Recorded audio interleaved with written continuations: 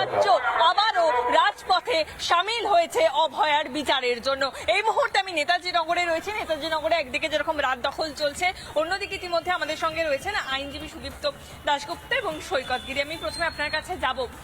1 বছর পূর্ণ হলো রাত দখল, সেই রাত দখলের কথা এখনো আমাদের মনে আছে। কিভাবে একেবারে হামলা চালানো হয়েছিল আরজিকর মেডিকেল কলেজ হাসপাতালে, কিন্তু 1 বছর পূর্ণ, ছবিটা কি বলছে, কি বলবে? আপনারাই দেখান ছবি বদলেছে কিনা।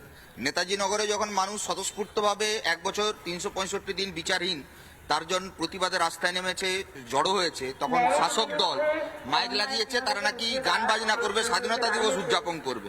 এটাই বোঝা যাচ্ছে মানসিকতার কোনো বদল হয়নি। এই 1 বছরে লাশ পোড়ানো কাউন্সিলর চেয়ারম্যান হয়েছে, এই 1 বছরে অভিক বিরূপকরা ছাড় পেয়ে গেছে, এই 1 বছরে সন্দীপ ঘোষদের পদোন্নতি হয়েছে, এই 1 বছরে একের পর এক ধর্ষকরা উৎসাহিত হয়েছে। গুরুত্বপূর্ণ কথা বললেন। আমি আপনার কথা ধরে একটু ছবিটা দেখাতে বলবো আমার ভিডিও জার্নালিস্টকে। আমি যেখানে দাঁড়িয়ে রয়েছি সেখানে অভয়ার বিচারের জন্য মাইক লাগানো হয়েছে। ঠিক এখানে তার ঠিক অপর প্রান্তে মন্ত্রী অরূপ বিশ্বাসের প্রোগ্রামের জন্য মাইক লাগানো হয়েছে ঠিক একই জায়গায়। অর্থাৎ অভয়ার বিচারের জন্য যখন রাজপথে মানুষ নামছে, তখন স্বাধীনতা দিবসের অনুষ্ঠান পালন হচ্ছে সেলিব্রিটিদের নিয়ে। মন্ত্রী অরূপ বিশ্বাসের ঠিক বিপরীতেই এখানে মাইক। আমার ভিডিও জার্নালিস্ট সেই ছবি এই মুহূর্তে তুলে ধরছে। অন্যদিকে আমি একটু কথা বলবো, আইনজীবী সুদীপ্ত দাশগুপ্ত রয়েছে আমার সঙ্গে, আমি একটু কথা বলবো। আপনিও সেই ছবিটা, বর্তমানে ছবিটা দেখতে পাচ্ছেন, বর্তমানে কি পরিস্থিতি বলবেন, দেখছেন তো নিজের চোখে? দেখুন, প্রথমেই বলতে চাই এরম ভাবে কণ্ঠ রোধ করা যায় না। যদি কণ্ঠ রোধ করা যেত তাহলে এত লোক আজকে এই রাত্রি 11:30টার সময় এখানে উপস্থিত থাকতো না। একটা জিনিস আপনাদের বলতে চাই যে আজকে এই যে আরজি করের আন্দোলন, এটা কতটা সফল তার প্রমাণই হচ্ছে এই মাইক, এইরকম ভাবে মাইক চালিয়ে এই প্রতিবাদকে কণ্ঠরোধ করার চেষ্টা। কিন্তু আমি বলে দিচ্ছি এই প্রতিবাদ কণ্ঠরোধ হবে না। এটা নেতাজিনগর প্রমাণ, যাদবপুর প্রমাণ, শ্যামবাজার আজকে প্রমাণ করে দিয়েছে।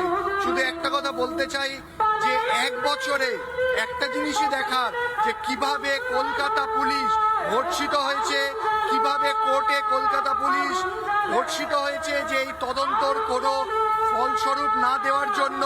তদন্ত যে আজকের দিনে 1 বছর আগে আপনাদের মনে থাকবে পুলিশের সামনে কিভাবে আরজি করকে ভ্যান্ডালিজম করা হয়েছিল, তার তদন্ত আজ অব্দি পুলিশ করে উঠতে পারেনি। তারই প্রমাণ দেয় যে রাষ্ট্র কিভাবে যারা ধর্ষক তাদের সঙ্গে হাতে হাত মিলিয়ে কাজ করছে। কিন্তু আজকে 1 বছর পর আপনাদের এটা বলতে চাই, কোর্টে একটা জমিনও ছেড়ে দিইনি, আজকেও ছেড়ে দেব না, ভবিষ্যতেও ছাড়বো না। প্রকৃত যারা এই দর্শক তাদের বার করবো। বিচার হবে, বিচার তো হবেই। এই কোর্টের জন্যই সঞ্জয় ধরা পড়েছে। আজকে এই 1 বছর পরে আপনাদের বলে যাচ্ছি, সঞ্জয় ছাড়া আরো যারা আছে আরো প্রত্যেককেই জেলের ভেতরে ঢোকাবো এবং পুলিশকে তার সঠিক জায়গা দেখাবো তথ্য প্রমাণ লোপাট করার কি শাস্তি হতে পারে। এবং আপনার কাছে আরেকবার যাব, ছবিটা আপনিও দেখছেন এবং আপনি নিজের মুখে বললেন, আমরা সেই ছবি দেখালাম কিভাবে কণ্ঠ রোধ করার চেষ্টা করছে এখনো পর্যন্ত। 1 বছর অতিক্রান্ত, বিচার হবে? দেখুন, একটা রাজনৈতিক দল ক্ষমতায় রয়েছে, তাদের এই নাগরিক সমাজের উই ওয়ান্ট জাস্টিসের স্লোগানে এত ভয় কিসের?